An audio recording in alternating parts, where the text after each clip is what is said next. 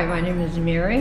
I'm a member of the Graphic Arts Workshop, and I'm going to do a short demonstration of what letterpress is all about. So, letterpress is the art of setting type the way Gutenberg would have done it 500 or so years ago. We've got a little more sophisticated since then, and I'll show you a thing we've set up that we're going to print in a little bit. This is a setup of 3 images. One's a dog, one's a cat, and one's a frog. So these are already made up that we purchased, but the words are letterpress set. Okay, so when you want to print something, you have to get some letters and set them in order out of a drawer, one of these many drawers. They're different sizes and so on. We'll just pick one like this, and the type is alphabetical for capital letters and a distribution arrangement for all the lowercase and other letters. Now I've already set up those, and I'm going to put the word Eddie into this little device called a composing stick. And I make sure that I look at it, that it's going the right way, it's not upside down. And let's see, there's the next one. There's the letter D. I use my index finger to make sure they don't fall down while I'm doing this, because they are prone to do that. And one more here for I. Naturally, letters aren't all the same size, so you sometimes have to adjust the spacing. Now this is a very small amount, so when you have that problem, you simply fill what's left with large blank spacers, which do not have anything on the top. You'll notice it's a little bit lower. That way this area never prints, but it does take up the slack in the line.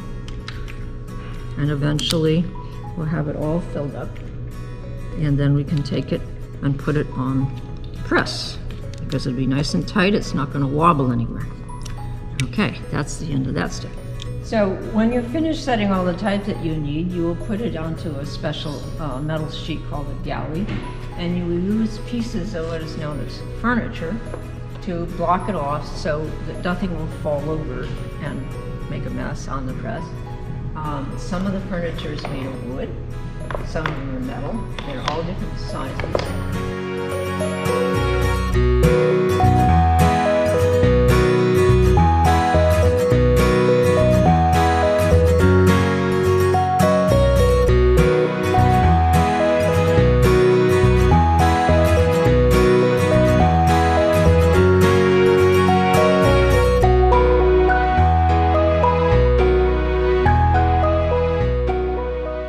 It is now locked up completely on the press so that it can't move.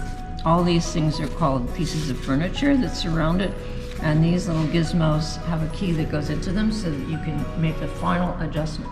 But as you see, nothing's going anywhere. The type's not going to move, and the images aren't going to move. Now, in most cases, we would actually put a whole bunch of ink on the rollers, and these things would distribute the ink back and forth onto these rollers down here, which are the rollers that would actually ink the type and the images.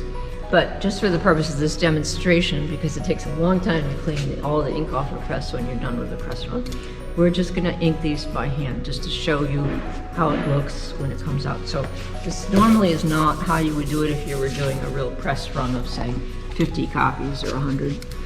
So I'm just going to use the brayer, and we're just using basic black ink here.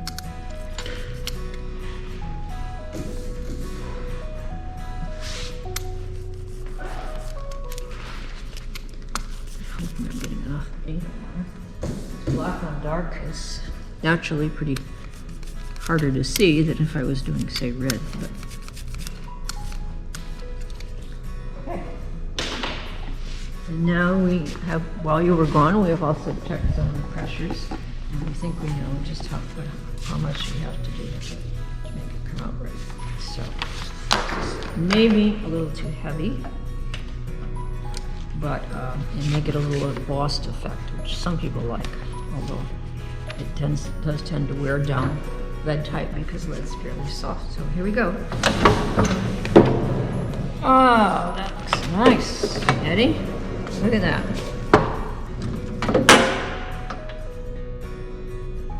So we have a frog saying, read it, and a dog saying, keep your paws off of my book, and a cat saying, preferred, F-U-R-R-E-D, reading of.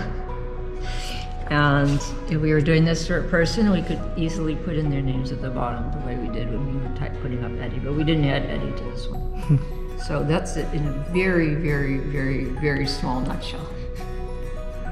Thank you for listening.